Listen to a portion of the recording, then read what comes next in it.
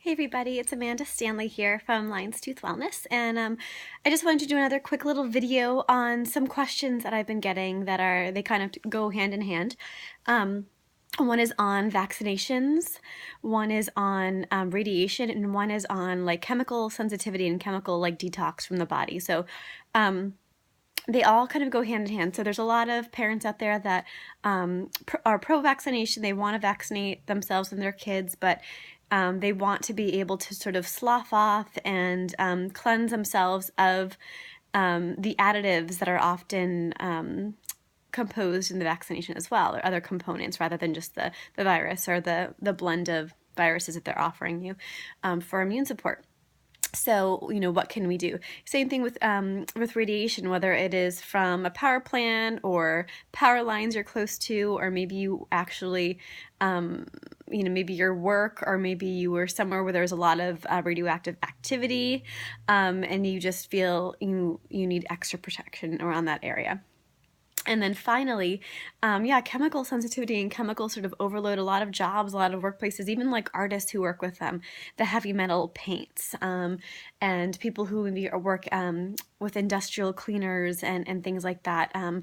They can be really toxic to our system, and so we definitely need to tune into ways to flush our bodies of those chemicals. So some of my favorite allies for just general, when we're talking about supporting these measures and flushing your body out, we're really talking about the liver. When I posted a video a couple weeks ago about skincare, it was all about the liver too. So the liver really takes the brunt of just about everything that we do to ourselves, whether it's environmental, whether it's dietary, whether it's, regular stress, whatever it is. The liver is, it doesn't get much of a break.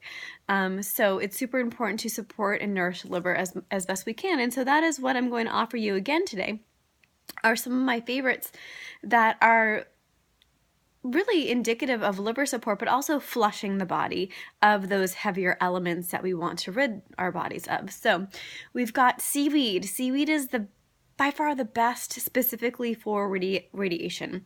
It's amazing because it's so mineral rich. It's actually very high in protein as well. And it just helps so many different things in our body. It lubricates our guts.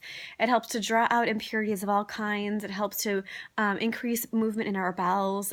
It increases the health of our hair, skin, and nails. It's a really amazing thing. And a lot of people are freaked out by seaweed, but there are so many different ways to eat seaweed. I really encourage you to check out just go on Pinterest or just Google seaweed recipes. There's a gazillion ways, and there's a gazillion types of seaweeds, and not all of them are that fishy, sort of unpleasant. Well, some people like the fishy taste, but I know I don't always love the fishy taste, but I'll eat sushi and whatnot with a nori wrap. So there's so many different kinds of seaweeds. Wakame is a really nice one. Hijiki is a pretty good one as well. Whatever. It's about what your taste is. But one of my favorite ways to eat seaweeds and to incorporate them into my foods without actually having to eat them, if let's say you're someone who just doesn't want to eat them, which I encourage you to anyways, is to get the kombu, which is kind of like the thick, leathery, like sort of strips, and add them to soup stocks, add them to grains that you're cooking, add them to maybe beans that you're cooking, whatever you're cooking in water, whether it's soup stocks or whatnot, or chili. Add it to that while you're simmering everything, while the soup is cooking away, right, for those long periods of time.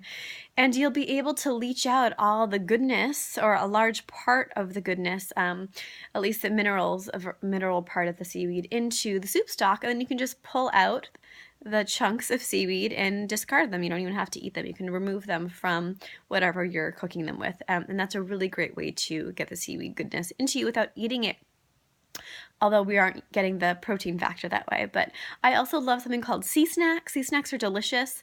They're little like toasted nori strips that are really yummy. And I don't know, I think you can give them different flavors like sesame and tamari and wasabi and just plain like sea salted. They're really good. I encourage you to try them out because they're really just kind of salty.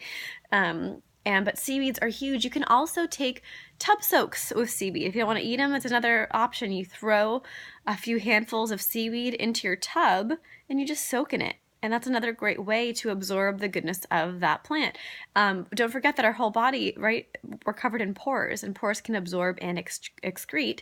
So it's another great way to get that medicine into our bodies and allow that detox process to happen. Another one of my favorite herbs, specific for really like huge liver support and repair, which would go hand in hand with anything that your body is heavily trying to, that it's kind of wearing on it. It's heavier, like whether it's the vaccinations, whether it's the chemicals or radiation of some sort, is milk thistle seed. Milk thistle seed, again, you can get at any natural health food store, online, whatever. And they're just little seeds. They're like little brown, sort of oval, oblong seeds. And one of my favorite ways to eat them is just to toast them and like snack on them. Add them to your trail mix, or add them to sprinkle them on your salads or your stir fries or on top of your soup. They're really lovely. Especially when you toast them, they have a really sort of I don't know, roasty, delicious flavor. Maybe throw a little salt on them, like, mix them up with pepitas and almonds, whatever. And they're really delicious just to eat, I think. But of course, you can get them in Phytocap from Gaia Herbs, or tincture form or whatnot. But milk thistle is a really fantastic plant for just liver regeneration and rebuilding. It actually doesn't only just support, it's like the big gun of the liver support. So it doesn't even just support liver function. It actually helps to rebuild damaged liver cells. So if there's people who dealing with hepatitis and cirrhosis of the liver, can really benefit from milk thistle. In fact, I believe it's one of the only remedies for mushroom poisoning, especially is it the amanita? That's one of the worst mushrooms you can eat out in the wild that would really like cause immediate liver damage. Milk thistle taken with, after being exposed to that mushroom, immediately starts rebuilding the liver. And there's a lot of science, you can look that up. There's a lot of science to back that up, which is pretty amazing that a plant can do that with such a dramatic damage being done to the liver. So really potent supporter in all of these realms as milk thistle seed. And then looking at, some culinary herbs like cilantro is fantastic at flushing the body, especially of heavy metals.